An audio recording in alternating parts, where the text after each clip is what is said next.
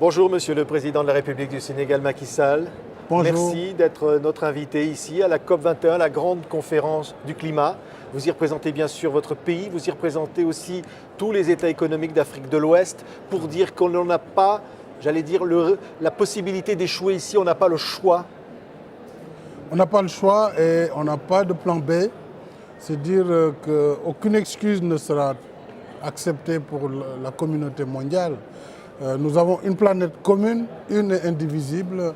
Nous avons l'obligation aujourd'hui de sauver cette planète ou de périr, tout simplement. Des schémas calamiteux ont été mis en œuvre par l'élan du développement de l'ère industrielle et post-industrielle. Aujourd'hui, vous avez la plus grande partie de la planète qui aspire aussi au développement et qui a tendance à emprunter le même schéma, ce qui va précipiter la planète vers une disparition certaine. Nous en voyons déjà au quotidien les manifestations, que ce soit par les tsunamis, tremblements de terre, l'agression côtière permanente, le développement de la désertification, disons les changements climatiques se manifestent sur l'ensemble de la planète et particulièrement certaines zones du monde sont les plus touchées, les petits pays insulaires, mais également l'Afrique qui a une position centrale. C'est n'est pas très polluante, mais qu'elle subit totalement. Mais subit en permanence. Oui, malheureusement, encore l'Afrique subit parce que les effets de la pollution se répercutent sur la planète et donc naturellement l'Afrique étant au cœur reçoit en pleine figure les effets de cette pollution et sa contribution à la pollution est inférieure à 3%. Donc il faudrait certes qu'elle contribue et qu'elle évite surtout de reproduire les mêmes effets. Ça veut dire, Pour cela, l'Afrique aujourd'hui est en attente et en devoir d'exiger, en droit d'exiger qu'une juste réparation soit faite, non pas sous forme d'aide ou de charité, mais sous forme d'accompagnement pour une transition énergétique réunie. Et nous avons réussi, nous avons estimé qu'aujourd'hui, un fonds sur l'électrification du continent doit être sorti de cette COP21, géré par les Africains à travers un fonds énergie, peut-être allogé dans une institution comme la BAD, c'est 5 qu'on va milliards harmoniser. par an. 5 milliards par an, c'est le début. Bon, si on peut aller un peu plus, ça va. Mais déjà, avec 5 milliards par an, sur une décennie, on va régler définitivement la question de l'électricité en Afrique. Ça veut dire que vous exigez un accord qui soit contraignant. Vous n'accepteriez pas un accord qui ne le soit pas contraignant? Nous ne le voudrions pas. Et je pense qu'il ne s'agit pas de faire de la surenchère, mais d'exiger ce qui est exigeable. Je pense que tout le monde est d'accord pour avoir une coalition mondiale pour la lumière en Afrique. C'est le seul continent, comme aime bien le définir Jean-Louis Borloo, où vous avez, en dehors de points scintillants sur la côte, mais un continent absolument opaque, malgré ses ressources énergétiques. Et ça ne peut pas durer. Il faut donc que ce petit fonds sur l'électrification soit quand même sorti, en plus de tout ce qui pourra être fait dans le fonds climat vert, avec en particulier l'atteinte ou pas des 100 milliards.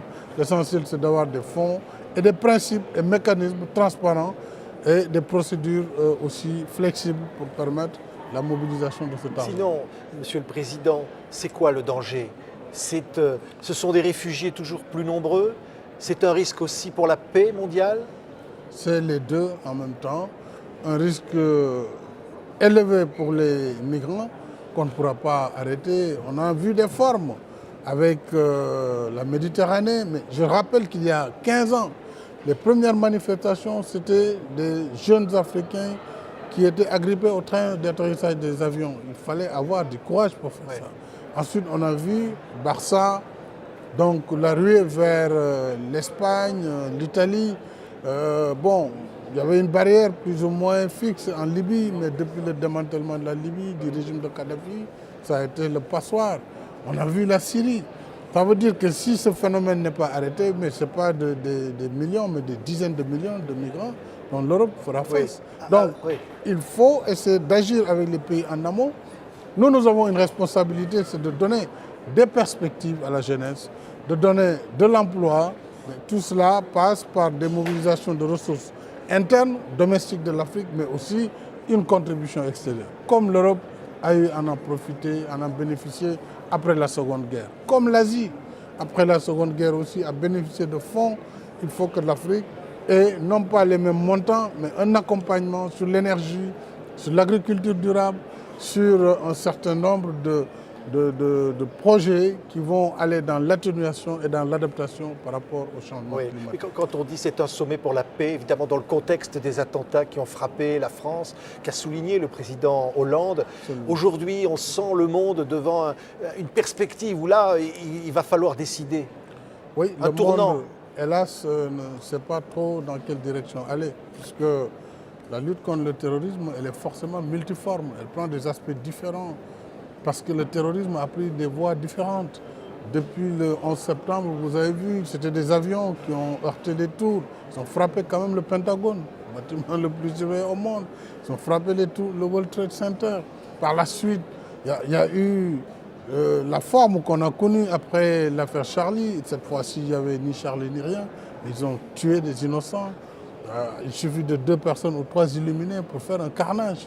On a vu au Mali récemment. Donc, il nous faut réfléchir sérieusement sur les formes de lutte contre le terrorisme. Il y a certes l'aspect visible, pratique, soldatesque, police, mais il y a aussi le développement des médias. Les terroristes utilisent les réseaux sociaux, Internet, la presse, pour faire leur propagande. N'est-il pas temps de voir s'il ne faut pas changer de méthode? Il faut absolument éviter également la stigmatisation de tout ce qui est communauté religieuse, islamique, puisque les plus grandes victimes sont musulmanes du terrorisme. Donc il y a tous ces risques d'amalgame qui vont remettre en cause les modèles de société et le comment vivre de vie ensemble qui fait la nation française, la nation dans beaucoup de pays. Si on amène les uns et les autres à se taper dessus, je pense que c'est le début d'une guerre de civilisation qui serait encore autrement plus grave. Et donc, il faut beaucoup de lucidité, il faut de la fermeté, il faut de la coopération internationale et il faut une action globale. Ça ne peut pas se réduire en Europe ou en Syrie. Aujourd'hui, l'Afrique est au cœur de cette lutte contre le terrorisme avec la Libye, avec Boko Haram en Afrique de l'Ouest. Donc, il faut une action globale au niveau des Nations Unies, la France, l'Union européenne, les pays africains. Bref, tout le monde doit s'impliquer dans cette lutte. Donner aussi des perspectives aux jeunes dans les banlieues, donner des perspectives aux jeunes Africains et ailleurs pour les soustraire de cette propagande djihadiste. Oui, vous êtes le président de la communauté économique des États d'Afrique de l'Ouest. Monsieur le Président, l'Afrique parle d'une seule voix aujourd'hui dans cette COP 21. L'Afrique est unie, enfin. L'Afrique est totalement unie, mais alors vraiment totalement sur cette question. Nous pensons qu'il faut harmoniser aussi les interventions sur l'énergie.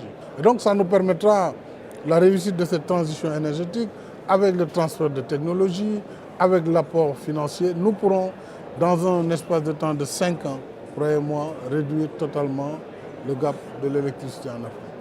Merci beaucoup, Monsieur le Président de la République du Sénégal, d'avoir été l'invité de TV5 Monde ici à la COP 21 avec TV5 Monde. Merci beaucoup. Merci et merci à TV5 Monde.